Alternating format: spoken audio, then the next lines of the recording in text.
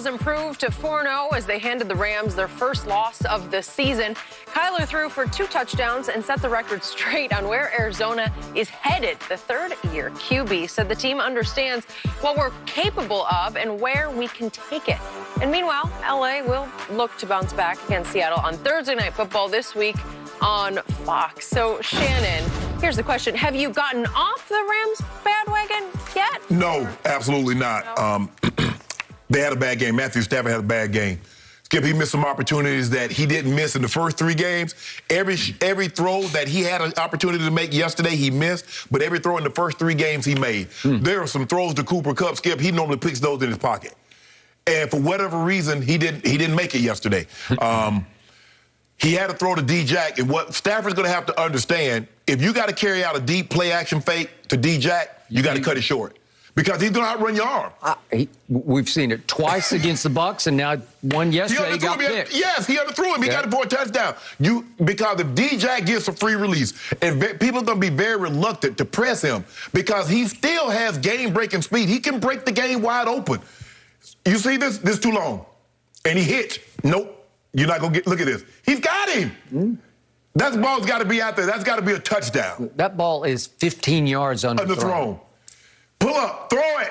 See, once he hitches, it's over. It's ball game. I know Matt's got a freakish arm, but he didn't have a freakish deep arm, maybe. No, not that situation, Skip. And that's what, like I said, he just had a bad game. He was 5 of 13 when targeted. Cooper Kupp had 13 targets. He only connected on 5. Had him a couple of times up the seam. Those are normally touchdowns. He missed him. Had him in the flat on a touchdown. He missed him. So that's what I'm going to chalk it up. But give the Cardinals credit.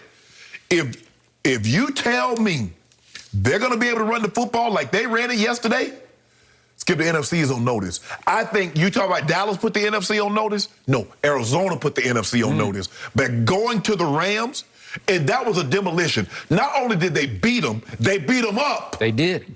So they put the whole NFC with that guy, Skip. 216 yards rushing. Go ahead. But it's that guy, Skip. That guy went and got 3rd and 16 with his leg. He did. Out of nothing. Since you brought it up, could we please see Kyler? This is like, nobody can do this except that little man. And Lamar Jackson. Those the only 2. Yeah, Lamar could. But Skip, this is ridiculous. I don't know. The quick feed on this, the escape, is just silly. This is silly. Look at this. Oh, sorry, Charlie.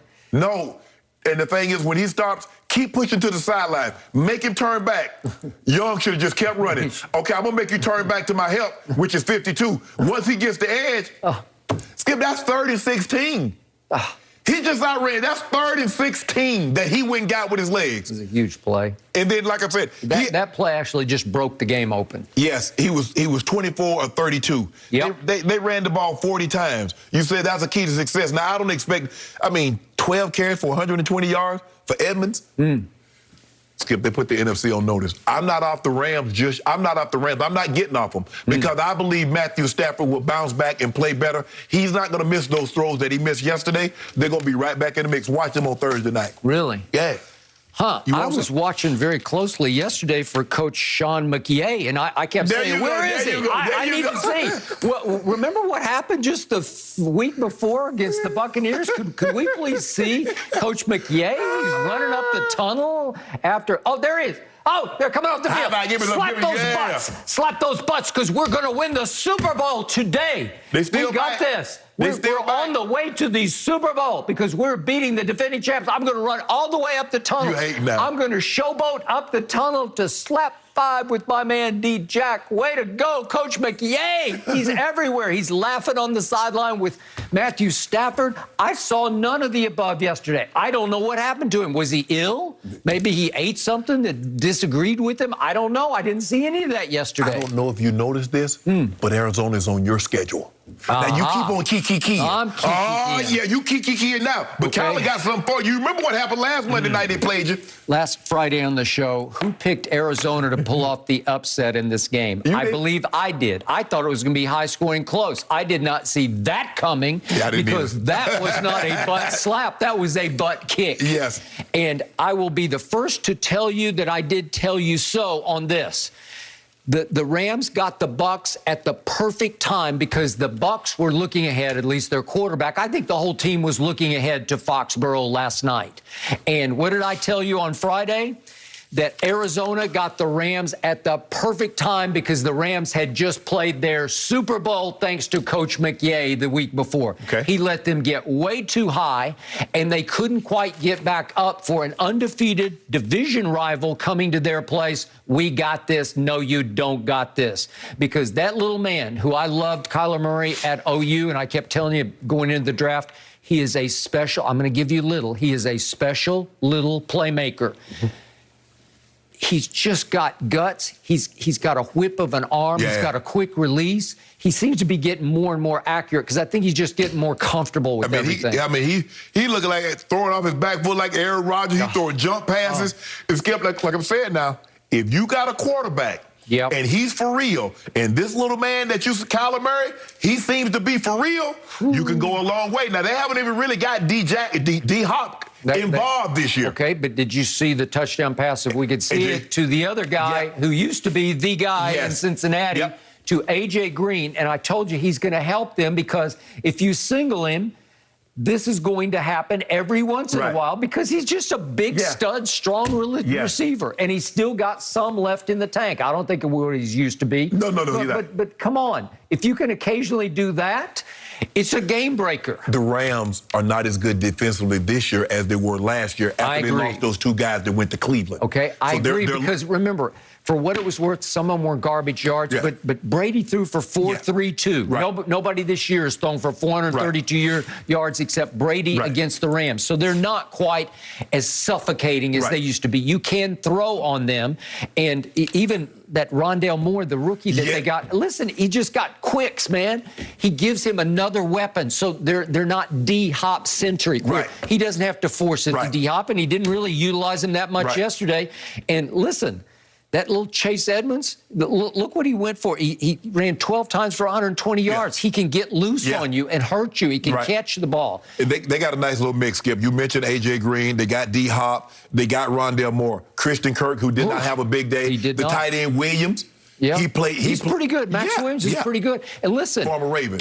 James Conner, he was hammering away when they need to get some hard yards. I think Pittsburgh misses him because once upon a time, he was really all Pittsburgh had. And now he's looking like he's running harder than Najee Harris, their rookie, is in Pittsburgh.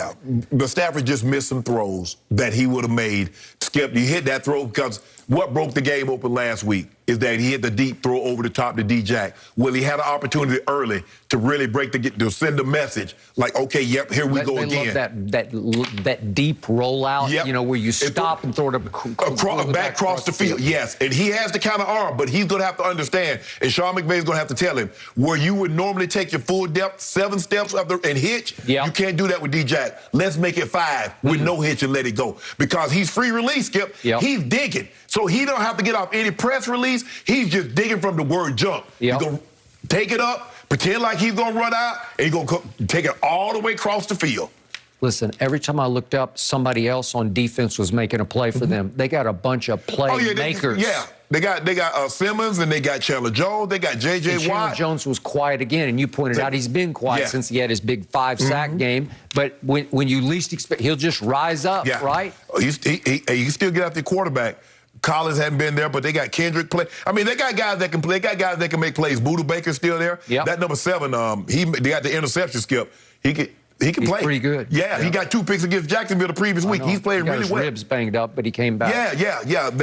Skip, Vance Joseph did a great job of scheming. You know Vance Joseph. I do. They played well. Give them credit, Skip. I think they put the NFC on notice. They're not to be taken lightly. Well, I'll tell you who they first put on notice was that division. I think all of a sudden everybody's looking sideways. Wait a second. But maybe it's Arizona. That division going to be tough. I mean, ain't no easy victories. I mean, you thought San Francisco going to go beat Seattle, and the next day, you know, Russell Wilson is doing Russell Wilson type things. I mean, how he spun out of a play. I still don't know how he spun out of a play and turned that play into a touchdown. They look good. I agree. But right now, the team to beat, to me, is Arizona in that division. But Skip, think about it. Minnesota lost. Had them on dead to right, Skip. 34, 35-yard field goal lineup, win the game. Had them dead to right. At Arizona. Okay, but Kyler has thrust himself right in the middle of the MVP because he's now first in completion percentage. He rose above Dak. And he's second in yards thrown to Brady, and he's third in QBR. So I don't know. Don't count the normal cast of characters out. You see that guy up in old Lambeau still doing, and you saw my homeboy. He's still capable. You saw what he's doing. If I'm not mistaken, he might be leading the NFL in touchdown passes. I think he got like 13 or something. Against what's left of the Eagles. Oh, that is what's left of the Eagles. Oh, y'all beat them up on Monday night, and so Pat Mahomes came and just cleaned them up on Sunday. Huh? I believe that's what happened. Okay. And I think you know that yourself. So, in other words, you said the Eagles aren't that good. So when I gave Dak and the Cowboys that 2 on Tuesday, I thought Jalen Hurts played really well yesterday. Man, you know, they got some deep. That score on Monday night between Buffalo and Kansas City, Skip, that might be a 41-38 or 44-41 type ball game. I'm starting to envision Dallas and Arizona in the NFC Championship game. I don't know. I'm starting to see it. Y'all play the regular season. I want 5 cases right now. Arizona and Cowboys right now. Remember, you heard it here first. No, it doesn't worry you at all? That feels a little intimidating to me to be going up against Arizona right now. And right now, Kyler, 5 cases. You love the guy. Take it, leave it. Yes? No, not right now. All right, we're going to wait on it. We got a lot more football to play. Let's get back to last night. Did Mac Jones actually outplay Tom Brady? Good question. Let's talk about it. He did. Don't go anywhere.